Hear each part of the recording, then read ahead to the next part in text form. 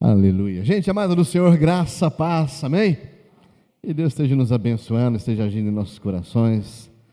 É muito bom poder louvá-lo, poder ter essa liberdade de expressar a Ele o nosso louvor, a nossa adoração, o nosso amor, né? Uma coisa interessante é isso, né? A gente fala muito do amor de Deus, mas nós temos também que expressar amor, temos que também conduzir o nosso coração para amar a Deus. E por mais assim óbvio que pareça, nós nos esquecemos disso, sabia? Nos esquecemos de falar que amamos a Deus. Nos esquecemos de expressar o quanto nós o adoramos, o quanto Ele é Deus em nossa vida. Uma das características da igreja cristã evangélica é que através dos cânticos isso é muito bem expresso, é muito bem colocado. Mas nós, seres humanos mortais e pecadores, geralmente nós preferimos acusar Deus do que falar que amamos Ele, né? Falando, louco, pastor, o que é isso? Meu querido, é só você passar um perrengue, você já coloca a culpa em Deus. Oh Deus, por que o Senhor permitiu que eu passe por isso? Oh Deus, por que estou passando por isso? Oh Deus, o que está acontecendo? Então, nós somos muito mais assim propensos a apontar, a pressionar, a cobrar Deus, do que expressar o nosso amor a Ele. Precisamos rever a nossa adoração. Precisamos rever a nossa forma de se posicionar diante desse Deus. Por isso que é importante, querido, olha aqui para mim um pouquinho. Por isso que é importante você aproveitar esses momentos de adoração. Não é só acompanhar uma música bonita, né? Não importa o ritmo dela, mas é você expressar o seu amor através das canções, através da adoração, através da música. A música nos ajuda muito a nos alinhar com Deus, nos ajuda muito a valorizar quem Deus é. Então, aproveite os momentos de louvor, de adoração, para poder colocar realmente esse propósito no seu coração aí, amém? Deus possa estar nos abençoando, queridos, Deus esteja realmente agindo. Já foi falado aqui hoje, Adriano, obrigado, filho, Deus abençoe. Já foi falado que hoje aqui é um dia diferenciado, né? Nós encontramos aí nas redes sociais, né? Mesmo pessoas que não são tão ligadas assim à religiosidade ou ao cristianismo, né? Mas deseja, né? É interessante, né? Qualquer pessoa que você chega hoje, né? Ou até ontem, e você chegasse e falar, olha, uma boa Páscoa para você. Parece que a pessoa já se prontifica e fala, não, para você também. E a gente encontra, né? Nas redes sociais aí, familiares, parentes, amigos, todos desejando ali uma abençoada Páscoa, né? E é claro, né? Acaba realmente sendo um dia marcante, porque é um dia que nos faz lembrar, né, com mais profundidade, algo que é a nossa esperança, que é a ressurreição de Jesus. Vira para quem está pertinho de você e diz assim, ó, Jesus está vivo.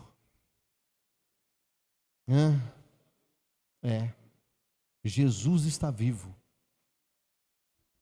As pessoas ficam muitas vezes levando mais em evidência, né, o que aconteceu na sexta-feira, a chamada sexta-feira da paixão, né? Então valoriza muito ali aquela morte, né, toda aquela tristeza, toda aquela melancolia. E é claro, né? Mas foi necessário ele passar por isso. E ele nunca, eu sempre falo para vocês, né, Jesus nunca engana ninguém. Ele nunca deixou ali assim em surpresa, né? Ele sempre cantou a bola antes do tempo. Ele sempre falou, olha, é necessário que o Filho do Homem pereça, caia na mão dos pecadores, sofra, seja morto, sepultado, mas ele vai ressurgir. Os discípulos não entendiam nada nessa hora, não compreendiam nada, porque é uma coisa interessante, né? Não sei porque eu estou falando isso, mas tudo bem. Mas é interessante, né? Porque quando nós estamos focados em alguma coisa, as pessoas vêm, ou até mesmo Deus vem e apresenta algo, né, assim, revelador. Mas nós estamos tão focados naquela situação que a gente não presta atenção. Os discípulos estavam tão focados em ver o Mestre, em ver Jesus como um libertador político, um libertador, né, no caso militar, sei lá. Ver ele como alguém que ia fazer uma revolução ali, estrutural, dentro da economia, da política, enfim, ali de Israel. Que Jesus falou isso várias vezes, gente. Falou, olha, é necessário que o Filho do Homem pereça. É necessário que ele morra, mas ele vai ressuscitar. E os discípulos nunca deram pelota para isso, não deram atenção para isso. E a gente fala, poxa, mas que povinho cabeçudo, né? Mas a gente é tão cabeçudo quanto eles. Porque quando nós estamos focados no nosso problema, quando nós estamos focados naquilo que a gente quer ver solucionado, ver resolvido, muitas vezes Deus escancara para nós a solução. Desculpa o termo, tá? Ele esfrega na nossa cara e a gente não enxerga. Porque a gente está tão focado naquele problema, Juninho, a gente não enxerga, não vê outra coisa, não vê outra situação. E esse é uma consequência, né, que eu falo do pecado generalizado, né? Mas tudo bem. Não sei por que eu estou falando isso, mas eu creio que Deus está utilizando essas palavras para algo, né, para nos despertar a olharmos mais para Ele. Amém? Bom, todo mundo aqui tem uma marca aí, não? Alguém ficou sem ficar marcado? Hã? Essa marca de tinta aqui, gente, no caso a gente pensou, né? Tá aí, ó, o tema, né? Marcado para viver. E essa marca de tinta não é simpatia, não, viu, gente? Não pensar que é um negócio aí, né? Você pode lavar a mão depois, viu? Você pode tirar, não tem problema nenhum, não, viu? Tá? Né? É apenas uma mensagem. Então fala para quem está pertinho de você e diz assim, ó, eu estou marcado.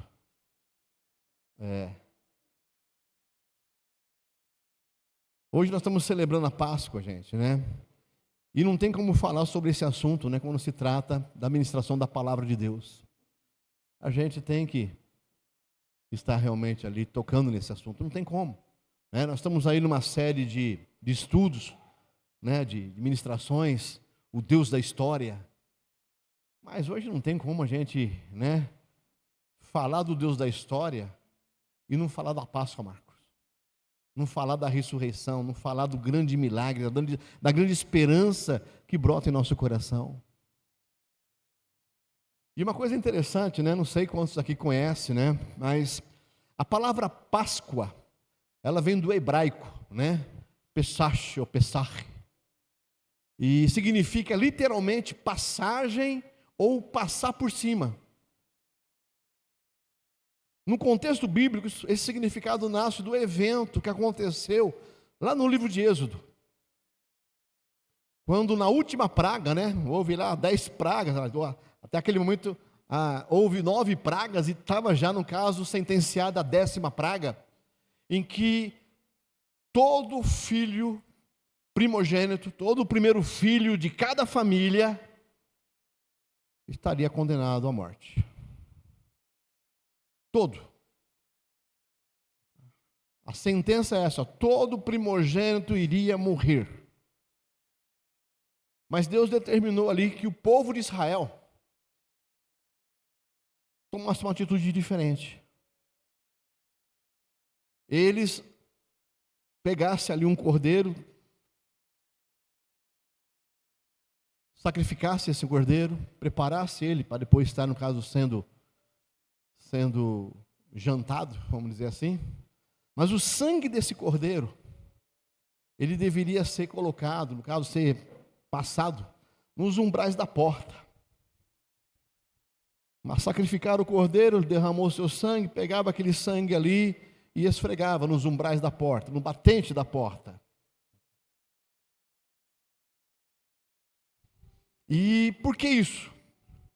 Porque Deus falou o seguinte: olha, quando vier o anjo da morte para cumprir a sentença de matar todo o primeiro filho de cada família, quando esse anjo da morte olhar na porta e ver que ela está marcada, ele não vai entrar ali. Ele vai passar por cima, por isso se chama Pesach. Vai passar por cima. O juízo iria passar por cima, ele não seria executado sobre quem tivesse na sua casa a marca de sangue.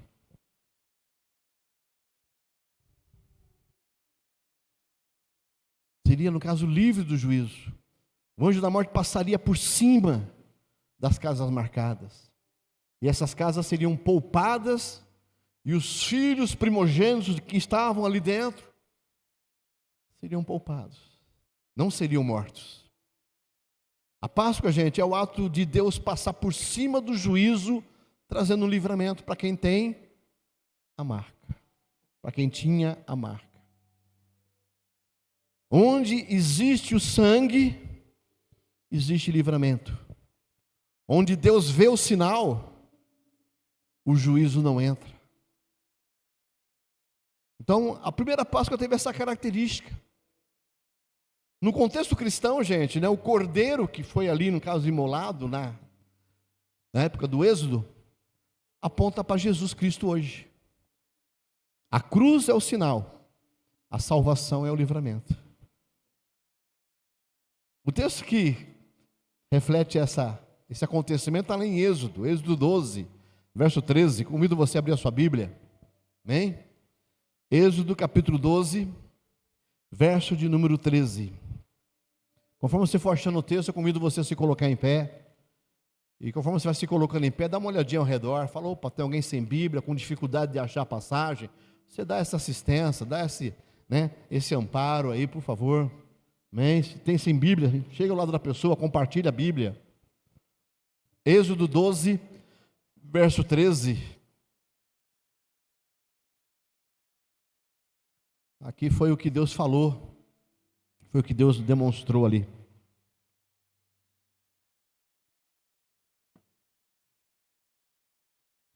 Êxodo é o segundo livro da Bíblia.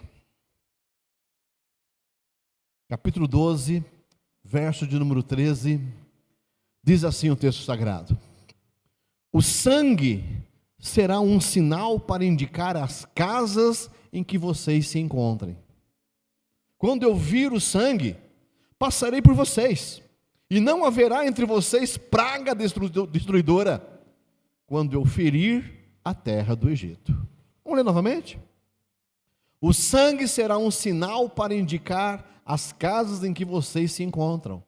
Quando eu vir o sangue, passarei por vocês, e não haverá entre vocês praga destruidora, quando eu ferir a terra do Egito. Mantenha sua Bíblia aberta. Oremos. Pai, em nome do Senhor Jesus, obrigado, meu Pai. Obrigado porque o Senhor, ó Pai, nos ensina, o Senhor nos orienta. E aqui, ó Pai, nessa oportunidade, nós queremos não somente ser ensinados por Ti, mas queremos ser visitados por Ti. Não com a destruição, mas com o Seu amor. Não com aquilo que serviu de sentença, mas com aquilo que serve, ó Pai amado, de esperança. Hoje, ó Pai amado Deus, através do Teu Filho, nós temos uma marca. A marca de Cristo em nosso coração. A fé em Jesus Cristo nos dá a convicção de que o juízo eterno não virá sobre nós. E a ressurreição dele nos garante a vida eterna contigo. Abençoa-nos com a tua palavra e nos dirige, ó Pai amado, com teu amor. Em nome de Jesus nós oramos e agradecemos. Amém, amém e amém. Você pode se assentar, meu querido, minha querida. Você já imaginou a situação naquela época? Com certeza, embora o povo de Israel era escravo, estava como escravo lá no Egito, mas havia relacionamentos. Com certeza, mas com certeza, não tenho dúvidas quanto a isso, que muitos israelitas tinham vizinhos ou amigos egípcios. E falaram, rapaz, olha, está para acontecer um negócio aí sobrenatural, meu querido. Olha, você está vendo o que está acontecendo aqui no Egito, já rolou 9 pragas. O Egito já está na raspa, como diz outro. E está para acontecer mais uma praga. E essa praga é terrível. Moisés falou para o povo nosso que vai acontecer assim, assim, assim, assim. Vai vir um anjo da morte e vai matar todo o primeiro filho de cada família, mas a casa que tiver marcada com o sangue, esse anjo da morte não vai entrar. Com certeza houve um burburinho entre israelitas e egípcios sobre essa questão. Muitos dos egípcios, com certeza, ouvindo isso, não deram pelota, apesar de terem já visto muitos sinais. Mas talvez alguns ficaram ali meio preocupados, talvez alguns aderiram à ideia. Então temos aí detalhes a respeito disso. Mas havia esse burburinho. E você consegue imaginar, por volta da meia-noite,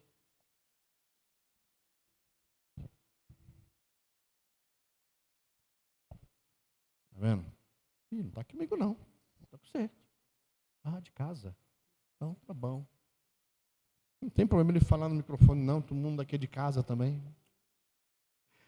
Glória a Deus. E você consegue imaginar a cena?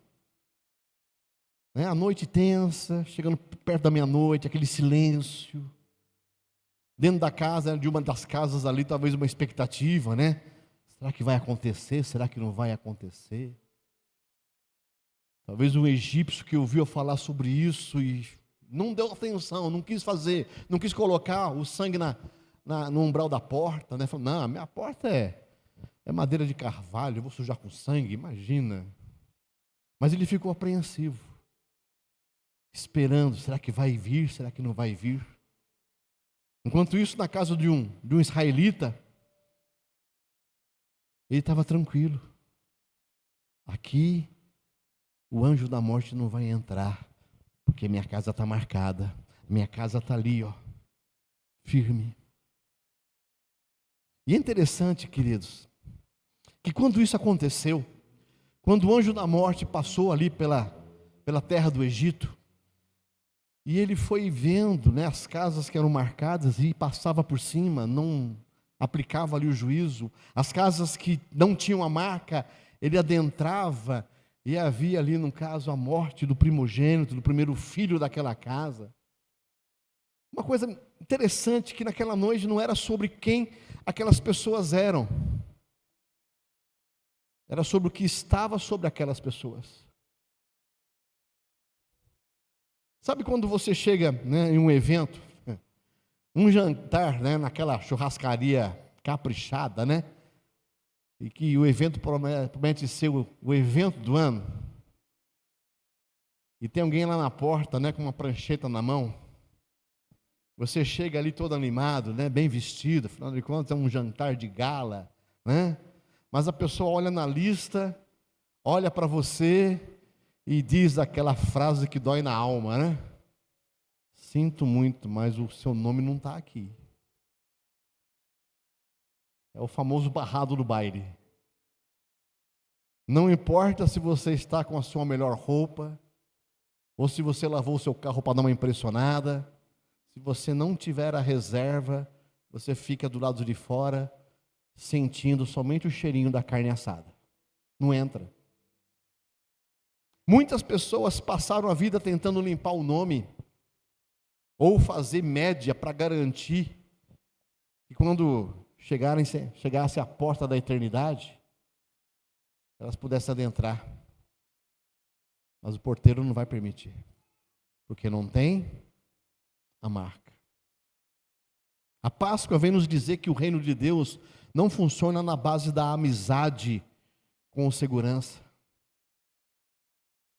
Ou, né, nós brasileiros, né, a nossa entrada no céu depende do jeitinho brasileiro. Só existe uma coisa que garante a sua entrada, e eu vou dizer que não é o seu sobrenome, meu querido. E não é quantas vezes você já ajudou o vizinho a carregar as compras. A única coisa que garante a sua entrada é a marca.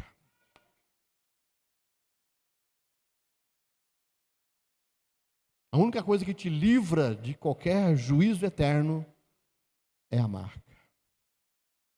E não estou falando dessa marca não, isso aqui é só para poder ilustrar.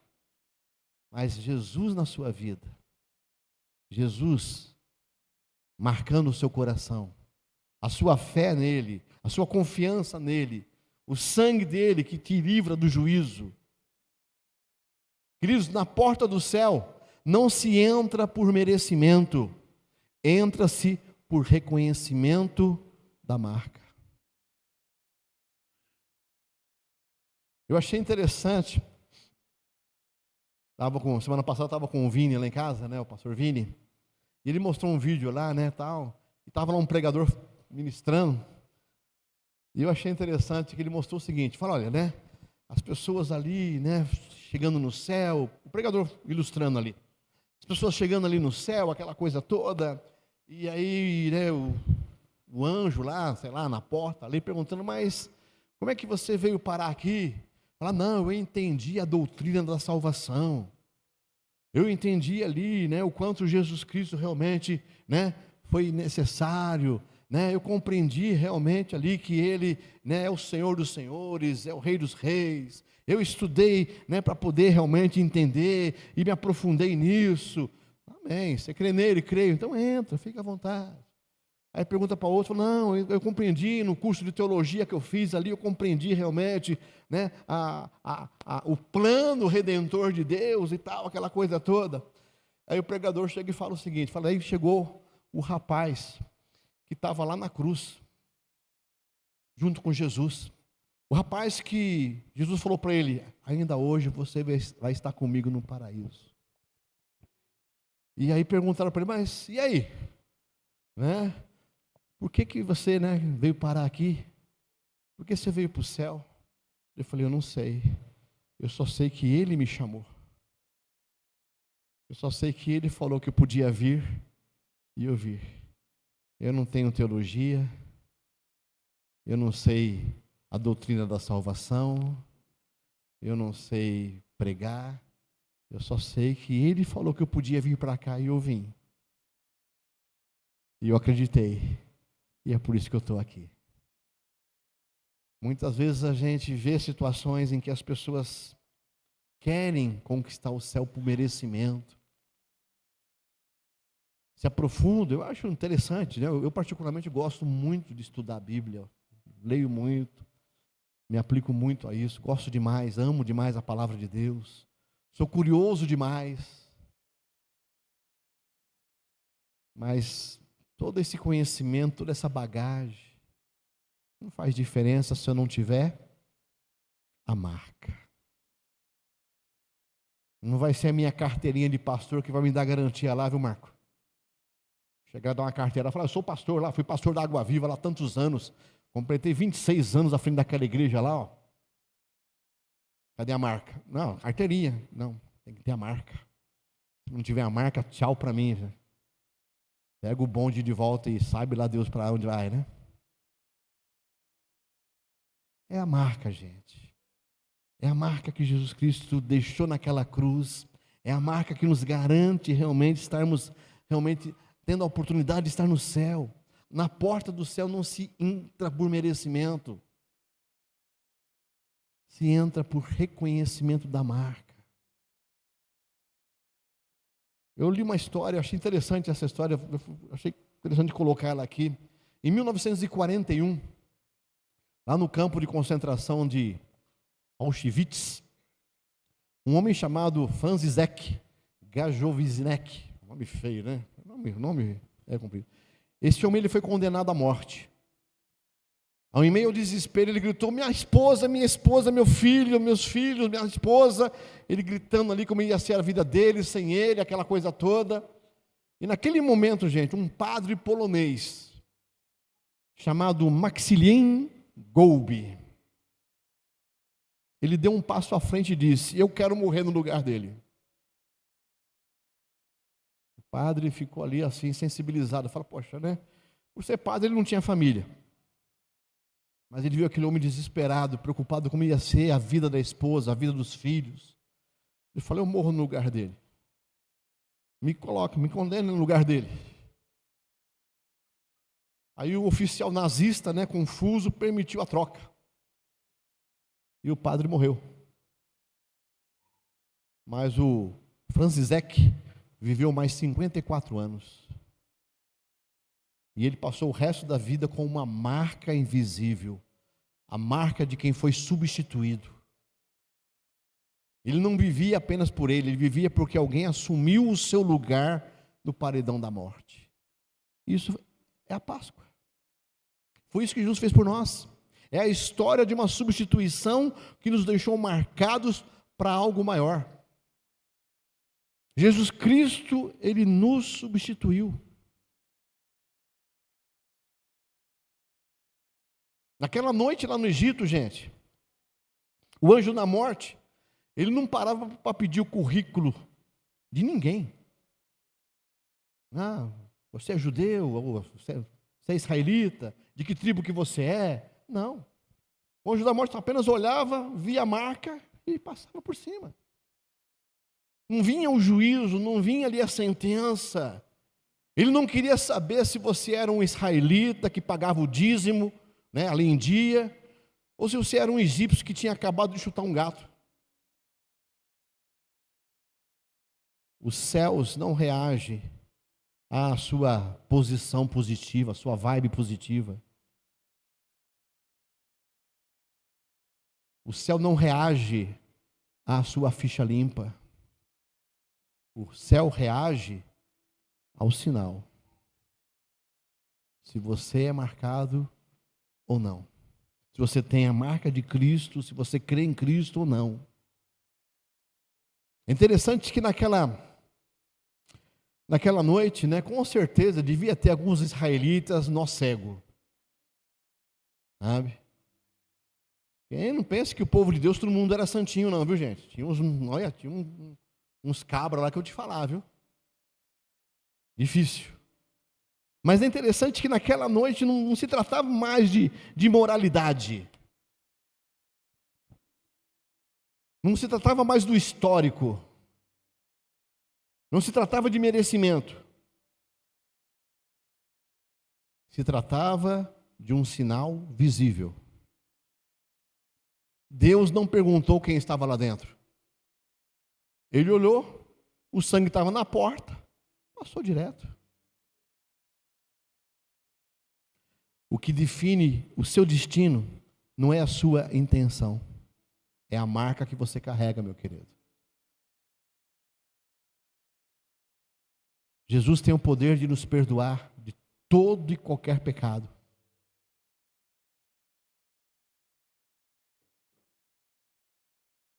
E você deve ter essa marca no seu coração. Porque todos nós somos pecadores. Tem gente que acha que vai para o céu, né? Que vai chegar lá no céu e vai dizer: olha Deus, eu era gente boa. Eu dava bom dia para todo mundo, né? Nunca postei fake news. Sinto te dizer que o porteiro não vai abrir a porta do reino. Deus não procurou santidade dentro da casa. Ele procurou o sangue na porta. Olha o quanto Jesus é maravilhoso.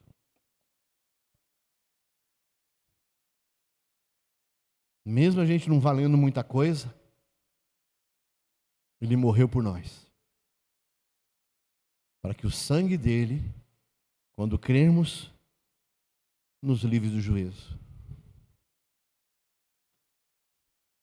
Não importa o que foi, não importa o que aconteceu. Nós tivemos aí a vigília sexta-feira, né? De quinta para sexta. E aqui nós abrimos espaço para os testemunhos, né? E a gente viu algumas histórias ali e fala: meu irmão, tu era assim. É pior ainda. E Deus restaurou. Deus tratou, Deus trouxe de volta. É interessante, né, que a marca ela faz uma diferença intensa. E a gente muitas vezes não compreende, sabe por quê? Porque a gente acha que precisa merecer. A gente acha que nós precisamos merecer para estar no céu, nós precisamos merecer para estar na presença de Deus, nós precisamos merecer para que Jesus faça algo por nós. E a gente se bloqueia exatamente por essa ideia errada, por essa visão distorcida. Basta apenas a marca. Não importa o que aconteceu. Não importa o que você passou, não importa o que você fez. Crer em Jesus muda a sua vida. Marca a sua vida, marca o seu coração. Desculpa a comparação um pouco assim, meia pobre, tá? Mas é como o código de barras no mercado.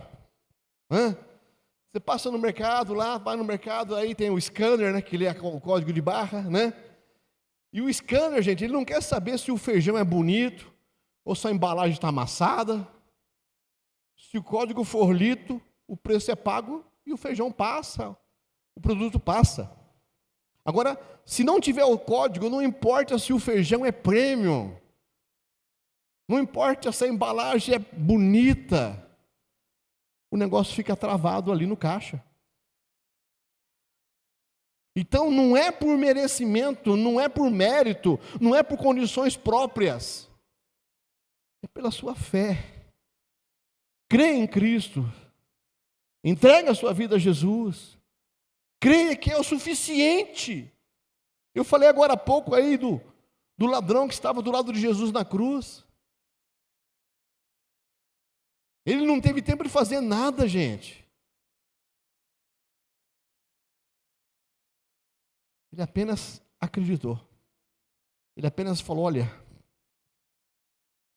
lembra de mim quando entrares no teu reino. Tem misericórdia e lembra de mim. E Jesus marcou ele, Adriano. Ainda hoje, você vai estar comigo no paraíso.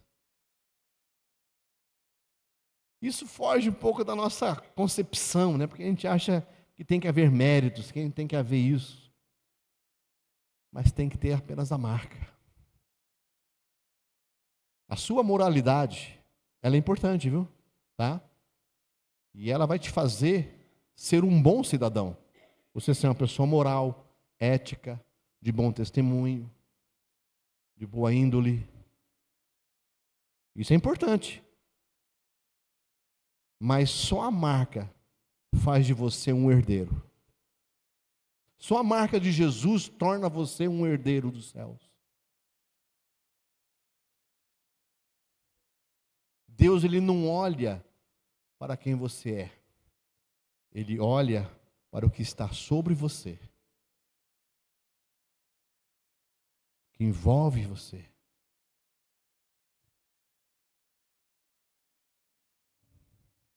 E é claro, né? Naquela época, lá no Êxodo, para que houvesse aquela marca na porta, foi necessário que o cordeiro fosse morto. E, afinal de contas, foi o sangue dele que foi colocado ali no batente. Ou o cordeiro morria, ou o primogênito da família morria. Era um por um.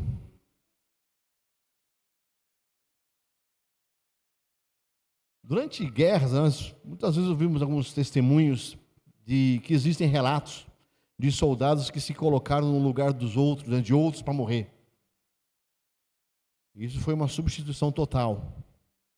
Mas aqui é diferente. No caso de Jesus há uma diferença. No caso do Cordeiro de Deus há uma diferença. Não foi um soldado comum, foi o Filho de Deus. Nós vimos ali, né, o testemunho que eu falei agora há pouco ali, do padre que você colocou no lugar do judeu ali, para morrer no lugar dele. E graças a essa atitude, aquele rapaz, aquele judeu, viveu mais 54 anos. Pode até ver assim gestos nobres, de pessoas que de repente se colocam realmente em querer agir em favor de outro. Mas somos iguais. Nós somos iguais. Pode haver esse gesto nobre, mas somos iguais. Agora você imagine um ser tendo acesso a toda a majestade, a toda a glória, a todo o esplendor, a todo o poder, se submeteu ao que Jesus se submeteu.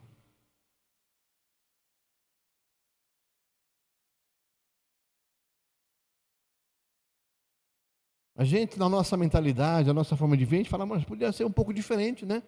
Já que Deus tem todo o poder, acabava com os inimigos ali, resolvia tudo numa parada só e pronto.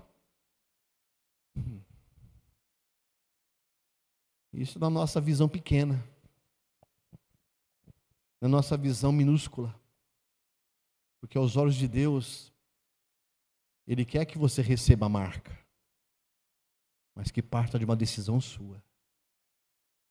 Não de uma imposição, não de algo forçado, não de algo obrigatório. Ele podia, afinal de contas, Jesus é o Filho de Deus. E foi Ele que foi morto. João Batista, falou a respeito dele da seguinte forma, João 1,29, coloca para nós aí. No dia seguinte, vendo que Jesus vinha em sua direção, João Batista, disse: Eis o Cordeiro de Deus, que tira o pecado do mundo. Jesus não morreu por você. Ele morreu no seu lugar.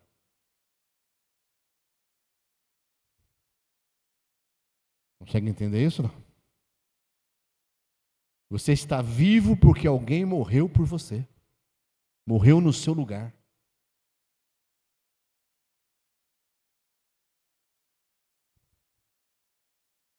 E sabe que às vezes a gente fica pensando nessas coisas ali e a gente vai se enroscando dentro da palavra de Deus, dentro daquilo que Deus muitas vezes apresenta. E a gente vai confundindo algumas atitudes, confundindo alguns posicionamentos.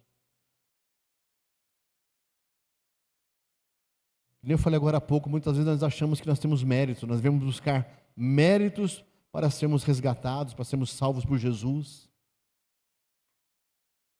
E diante disso nós tentamos negociar com Deus. Nós muitas vezes tentamos ali barganhar com Deus. Tentamos muitas vezes ali fazer com que as coisas funcionem dentro dessa barganha. Principalmente quando nós fazemos besteira. Geralmente a gente pensa o seguinte: eu fiz besteira, Senhor, mas olha, é o seguinte, eu prometo que eu vou ler a Bíblia 10 vezes nesse ano. Para compensar. E as pessoas acham que isso é arrependimento. Isso não é arrependimento, gente, isso é suborno espiritual.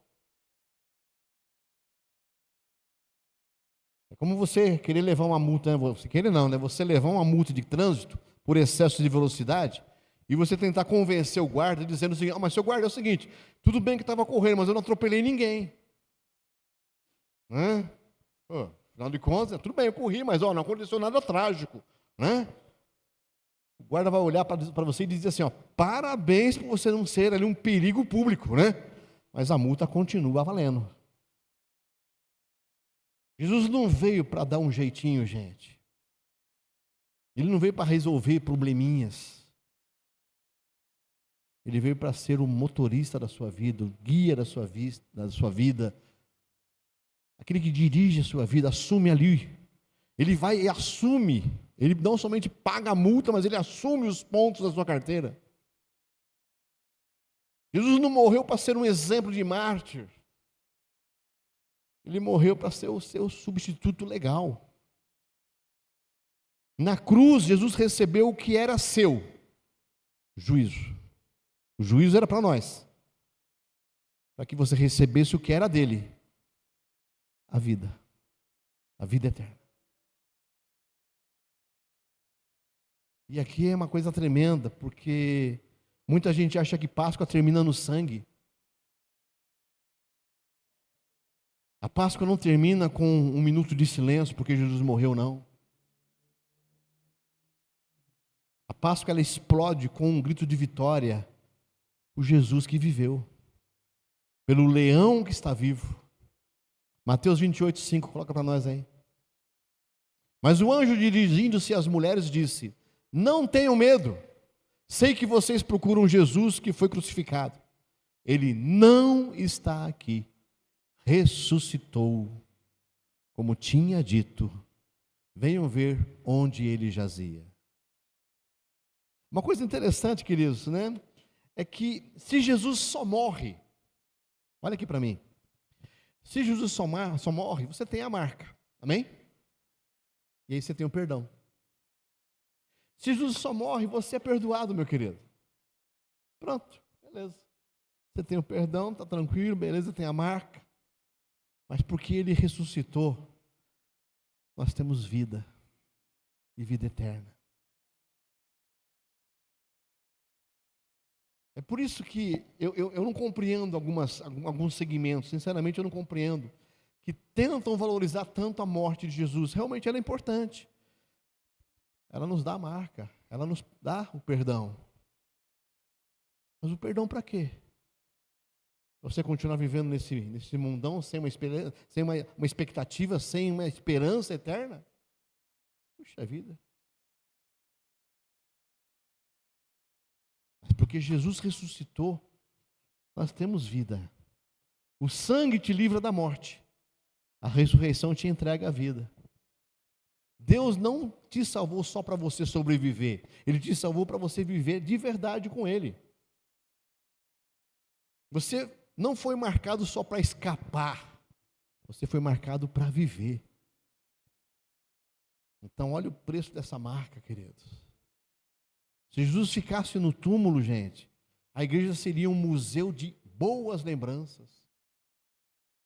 Mas como o túmulo está vazio, a igreja é a oficina de milagres vivos. E você é esse milagre. O sangue te tirou da lista de execução, mas a ressurreição te colocou na lista dos herdeiros. Puxa vida. Então, que nós possamos celebrar a vitória de Jesus na cruz, a vitória de Jesus contra a morte. Celebrar o Cristo que ressuscitou. Deixa eu tentar explicar um pouquinho quanto isso é importante, né? Imagina que você está devendo R$1 milhão para o banco. Não é pouco dinheiro não, hein? R$1 milhão, hein? Hein, Marcão? Dá para tirar o sono, não dá não? O banco com R$1 milhão correndo nos juros. E você está lá. Saldo negativo, R$1 milhão. Eita lasqueira, o negócio é brabo. Alguém vai lá e paga a dívida. Isso foi o sangue derramado na cruz. Bom, né? Já dá para dormir, né? Já dá para tirar uma soneca já. Fala, poxa, pagaram minha conta. Você está livre daquele fardo, daquela dívida. Mas aí, essa mesma pessoa, ela te dá o cartão de crédito dela com um limite infinito. Isso é a ressurreição. O sangue cancela o seu passado negativo, a ressurreição garante o seu futuro extraordinário. Está dando para entender mais ou menos o quanto Jesus fez por você? Eu sei que o exemplo é muito simplório, me perdoe, mas para a gente entender é bem por aí. O pagar a sua dívida foi o sangue na cruz. O te dar um cartão de crédito sem limite é a ressurreição. Possamos celebrar a Jesus, possamos celebrar a Cristo, que possamos glorificar a Deus. A morte de Jesus resolveu o seu problema com o pecado. A ressurreição dele resolveu o seu problema com a vida.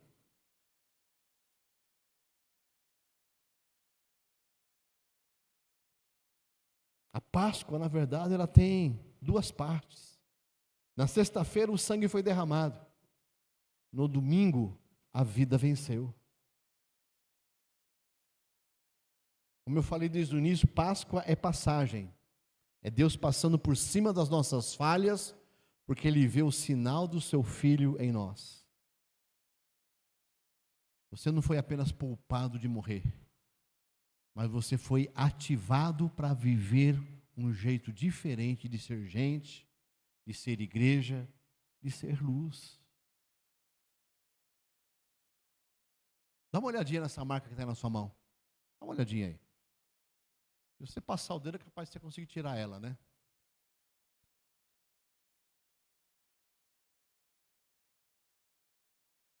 você quer que essa marca ela deixe de ser apenas uma mancha de tinta e se torne uma identidade espiritual, eu te convido a você ter uma atitude de fé nesse momento. Não basta apenas admirar o cordeiro. No Egito, quem achou ali o cordeirinho bonitinho, gente, né? Gostosinho até, né? Mas não passou o sangue na porta. Quando deu meia-noite, essa pessoa chorou. Não é só ter conhecimento, querido. É preciso ter realmente ali posicionamento. Porque conhecimento sem aplicação é decoração religiosa. Peça para Jesus marcar você. Peça para Jesus agir na sua vida. Entenda o quanto Ele fez por você e o quanto Ele realiza por você.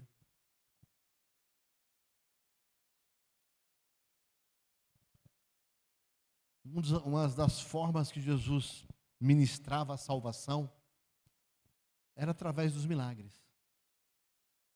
Mas era interessante que Ele enfatizava muito mais a questão da salvação do que o milagre em si. Quando Ele curava alguém, seja de que enfermidade fosse, seja qual for o problema, você vai encontrar isso nos evangelhos. Ele não dizia, a tua fé te curou.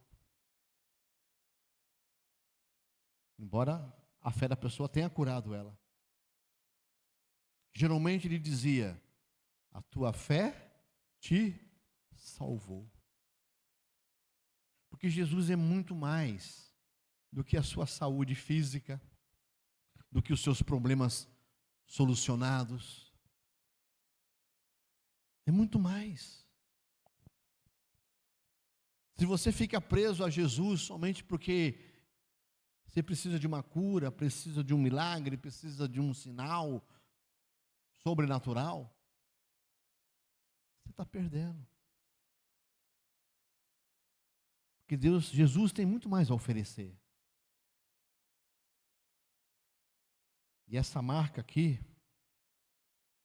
como eu disse, é apenas uma mancha de tinta.